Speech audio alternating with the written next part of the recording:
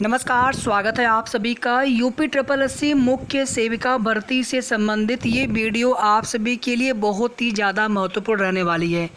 ये वीडियो में विशेष करके डुअल आरक्षण दोहरा आरक्षण का लाभ अब नहीं मिलेगा, मैं इसको बताने के लिए ही बना रहा हूँ ये वीडियो। अगर आपको ये चीज़ समझ में आ गया तो समझ लीजिए कि एक बहुत बड़ा परिवर्तन हुआ है आयोग की तरफ से, चूँकि पहले पेट था नहीं। और आप देखेंगे जब भी किसी एग्ज़ाम में प्री और मेंस होता है तो जो आरक्षण का लाभ होता है मेंस में दिया जाता है, प्री में नहीं मिलता है। ठीक है, प्री में किस प्रकार से नहीं मिलता है, थोड़ा सा आप उसको चीज़ों को समझने का प्रयास किया करिएगा। मतलब मिलता है आरक्षण का लाभ, बट उसमें ओवरलैपिंग नहीं होती है, यानी आपकी 2 बार ओवरलैपिंग नहीं कराई जाएगी। जिस कैटेगरी में आपने अप्लाई किया होगा, आपकी उसी कैटेगरी में चाहे कितना भी कट ऑफ हाई जाए, आपको अपने उसी कैटेगरी में क्वालिफाइड करना होता है। लेकिन जब मेंस होता है तो वहाँ पर फिर आपकी जो कट ऑफ होती है वो डाउन होती है, क्योंकि जो हाई मेरिट वाले अभ्यर्थी होते हैं वो जनरल की सीटों पर, अनरिजर्व की सीटों पर ओवरलैप कर जाते हैं, वहाँ पर सिलेक्शन पा जाते हैं। ठीक है, तो यही सेम रूल अब आपके अधीनस्थ सेवा चयन आयोग के द्वारा आयोजित कराई जाने वाली सभी परीक्षाओं के लिए लागू होगा। पीईटी में अगर आप अपने कैटेगरी के आधार पर क्वालिफाइड हुए हैं तो आपको फिर मेंस यानी जिस भर्ती के लिए आपने मुख्य परीक्षा दिया होगा वहाँ पर आपको अपने कैटेगरी के आरक्षण का लाभ नहीं मिलेगा। जैसे मान लीजिए आपके पेट में नंबर है 10 और मान लीजिए आप हैं ईडब्ल्यूएस कैटेगरी से, सपोज दैट, और ईडब्ल्यूएस कैटेगरी की जो कट ऑफ है वो 5 नंबर गई है, जनरल की जो कट ऑफ है 10 नंबर गई है। इसका मतलब ये हो गया कि आपके जो पीईटी में नंबर है वो 5 नंबर से ज़्यादा है, ईडब्ल्यूएस की कट ऑफ से ज़्यादा है, और आपके जो नंबर है जनरल की कट ऑफ के बराबर है। मतलब अगर आप ईडब्ल्यूएस में नहीं होते तब भी आप शॉर्ट लिस्ट हो जाते।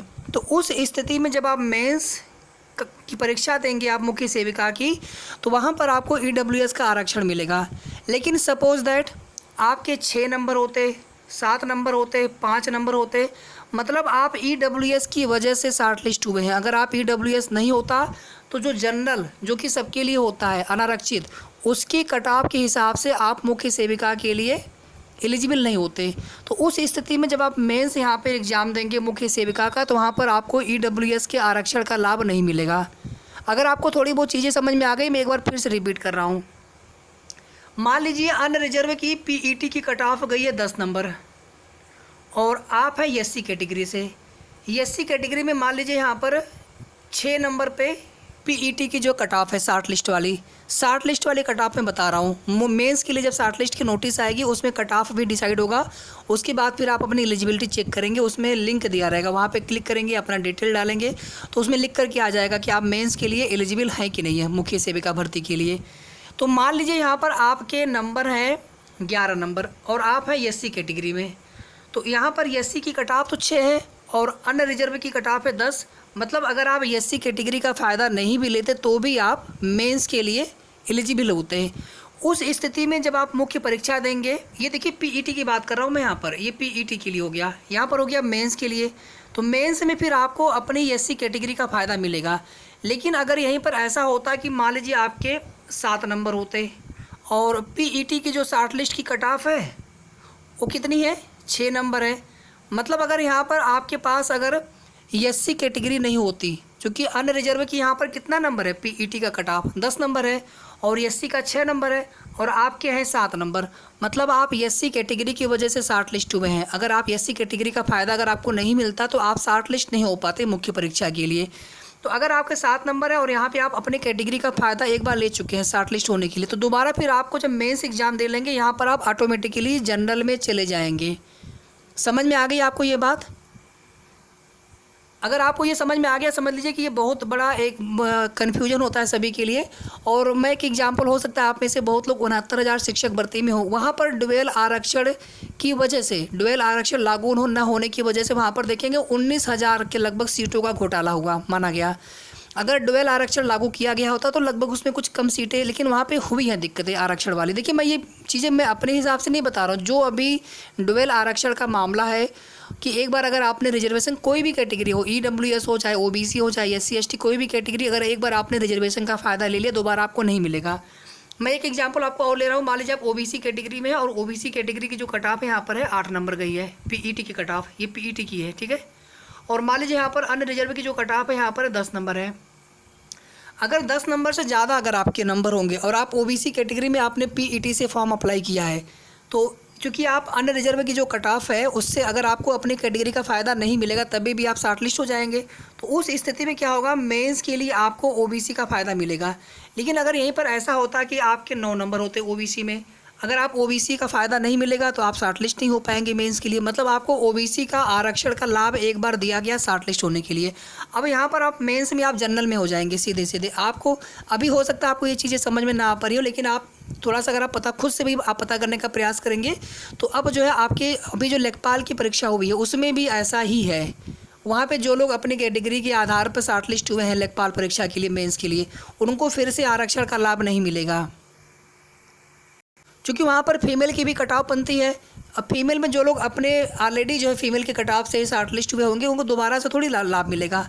तो ये एक नया यहाँ पर चेंज किया गया, ये सभी के लिए। क्षैतिज आरक्षण हो, जैसे दिव्यांग है, पीएच है, फ्रीडम फाइटर है, एक्स सर्विसमैन है, उसकी जो कट ऑफ है अगर आप उसकी कट ऑफ के आधार पर अगर आप शॉर्ट लिस्ट होते हैं, मतलब अन्य रिजर्व की कट ऑफ से आपके नंबर कम होते हैं और आप अपने कैटेगरी के जो कट ऑफ है उससे आपके नंबर ज़्यादा है और अपने कैटेगरी का फ़ायदा लेकर के आप शॉर्ट लिस्ट हो पाए हैं मेंस के लिए, तो उस स्थिति में आपको दोबारा से आपको फिर से अपने कैटेगरी में सिलेक्शन नहीं मिल पाएगा।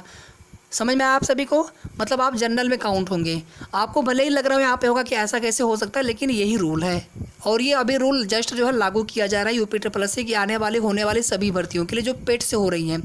इसके पहले जब एक ही एग्ज़ाम होता था उसमें ये सब दिक्कतें नहीं आती, लेकिन जब से पीईटी लागू हुआ है तब से ये सब दिक्कतें आ रही हैं। तो पीईटी से आप पहली भर्ती एएनएम वाली है, क्योंकि उसमें सभी महिला कैंडिडेट थी और उसमें सबको मौका मिल गया था। ध्यान दीजिएगा, एएनएम में सबको मौका मिल गया था, वहाँ पर कोई शॉर्ट लिस्ट की कोई कट ऑफ नहीं बनी थी, इस वजह से वहाँ पर सबको अपने कैटेगरी का फ़ायदा मिल गया था। समझ में आया आप सभी को? एएनएम से आप कन्फ्यूज़ तो नहीं होंगे, क्योंकि वहाँ पर सबको मौका मिल गया था ना। 15 गुना से कम अभ्यर्थी थे, 1 नंबर को भी मौका मिल गया था, सबको ले लिया गया था मेंस के लिए। चलिए अब यहाँ पर अगर आपको चीज़ें समझ में आ गई तो अब यहाँ पर अगली अपडेट बात कर लेते हैं। शॉर्ट लिस्ट की नोटिस कब तक आएगी? शॉर्ट लिस्ट की जो नोटिस है वो इस महीने आने की उम्मीद बहुत कम है, अक्टूबर में कभी भी आ जाएगा। ठीक है, अक्टूबर में आ जाना चाहिए, क्योंकि उसके बाद अगर इनको एग्ज़ाम करवाना होगा नवंबर लास्ट या फिर दिसंबर तक, तो अक्टूबर तक शॉर्ट लिस्ट की नोटिस हर हाल में आ जाना चाहिए। कम से कम 2-2.5 महीने पहले तो पता होना चाहिए कि हम एलिजिबल हैं कि नहीं है मेंस के लिए। तो इस महीने आने की उम्मीद तो कम है। इस महीने फ़िलहाल में अभी तक कोई भी ऐसी जानकारी नहीं मिल रही कि शॉर्ट लिस्टिंग की नोटिस मुख्य सेविका की इस महीने आ पाएगी। अगले महीने के लिए आप लोग उम्मीद रख सकते हैं। और जिनके पीईटी में 1 नंबर हो, जैसे आप एसटी में हो, फ्रीडम फाइटर हो, एक्स सर्विसमैन हो, पीएच हो, इन कैटेगरी में 1 नंबर भी अगर आपके हों 100% आपको मौका मिल सकता है मेंस एग्ज़ाम, मुख्य सेविका मेंस एग्ज़ाम के लिए। अगर यहीं पर आप ईडब्ल्यूएस में हैं और आप एससी कैटेगरी में हैं, ठीक है, मैं यही कहूँगा कि आप किसी भी कैटेगरी में हो, अगर आपके 1 नंबर भी हैं तो भी आप तैयारी करिए। हालांकि कितने फॉर्म भरे गए हैं और कैटेगरी वाइज देखा जाएगा कितने फॉर्म भरे गए हैं, फिर उस कैटेगरी में देखा जाएगा कि 15 गुना से ज़्यादा अभ्यर्थी होंगे तो उस कैटेगरी में शॉर्ट लिस्ट किया जाएगा। अलग अलग कैटेगरी वाइज शॉर्ट लिस्टिंग होती है, ध्यान दीजिएगा। ठीक है, तो हालांकि वैसे तो 5 से 10 नंबर तक, जैसे ईडब्ल्यूएस या एससी है तो मेरे हिसाब से 5 नंबर या उससे ज़्यादा है तो आप शॉर्ट लिस्ट हो सकते हैं। ओबीसी में है तो कम से कम यहाँ पर 7 से 8 नंबर हो सकता है कि कट ऑफ जाए पीईटी की। जनरल में लगभग 10 नंबर के आसपास जा सकती है। लेकिन जब तक शॉर्ट लिस्टिंग की नोटिस नहीं आ जाती है तब तक जिनके 1 नंबर हो आप भी तैयारी करते रहिए। ठीक है, बहुत ज़्यादा आपको यहाँ पर वेट नहीं करना होगा, 10-15 दिन 20 दिन आ जाएगी नोटिस। ठीक है, तो उम्मीद करते हैं कि यहाँ पर आपको सारी बातें समझ में आ गई होंगी। क्लासेज आप सभी हमारी देखते रहिए, 15 क्लासेज टोटल हो चुकी हैं और ये जो वीडियो है, जिस प्लेलिस्ट में ये वीडियो हमने यहाँ पर ऐड किया है उसी प्लेलिस्ट में सारी प्रैक्टिस सेट पूरी उसमें क्लासेस हैं। 15 हो चुकी है, कोई भी क्लास आपसे छूटना नहीं चाहिए। अगर आपने कोई भी क्लास छोड़ी है समझ लीजिए कि एक बहुत ही महत्वपूर्ण टॉपिक, ये बहुत ही महत्वपूर्ण जो प्रिपरेशन की क्लास है वो आपसे मिस हो रही है। ठीक है, तो आप सभी क्लासेज हमारी देखते रहिए, बिल्कुल फ्री ऑफ कास्ट आपको क्लासेज भी देंगे और जितने भी बुक अलग अलग बुक से प्रैक्टिस सेट हो सकते हैं सभी बुक की प्रैक्टिस सेट कराएंगे। इतना ही नहीं, जितना मतलब हो सकेगा हमने टॉपिक वाइज अपना भी एक पीडीएफ मैं अभी तैयार कर रहा हूँ, प्रिपेयर हो जाएगा पूरा, तो उसके बाद मैं पीडीएफ अवेलेबल भी कराऊंगा और साथ ही साथ टॉपिक वाइज मैं आपको पूरा कवर भी कराऊंगा एक बार। और क्लासेज जो है प्रैक्टिस सेट वाली वो चलती रहेंगी।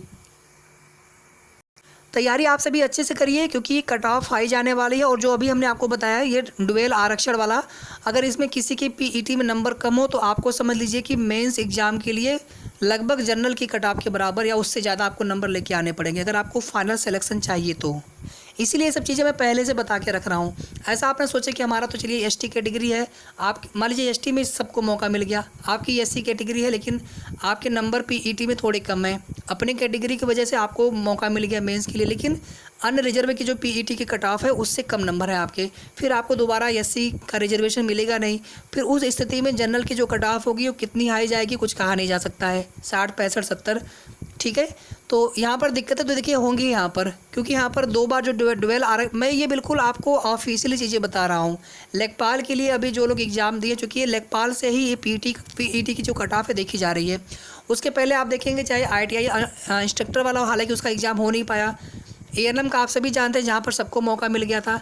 तो जब अभी आगे ऐसी कोई भर्ती होगी जहाँ पर पीईटी की कट ऑफ गई हो, शॉर्ट लिस्टिंग हुआ हो, वहाँ पर जब मेंस होगा, सिलेक्शन होगा, तब आपको ये चीज़ें पता चल पाती।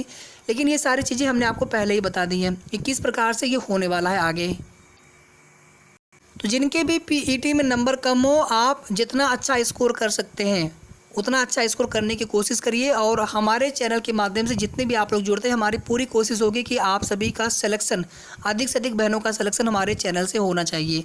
और आपकी कंप्लीट तैयारी हमारे द्वारा करवाई जाएगी, बिल्कुल फ्री ऑफ कास्ट। आपको पीडीएफ भी प्रोवाइड कराएंगे लेकिन थोड़ा सा समय लेकर के, और पीडीएफ भी आपको हम फ्री ऑफ कास्ट ही देने की कोशिश करेंगे। टेलीग्राम चैनल पे सारा पीडीएफ आपको अवेलेबल कराते जाएंगे।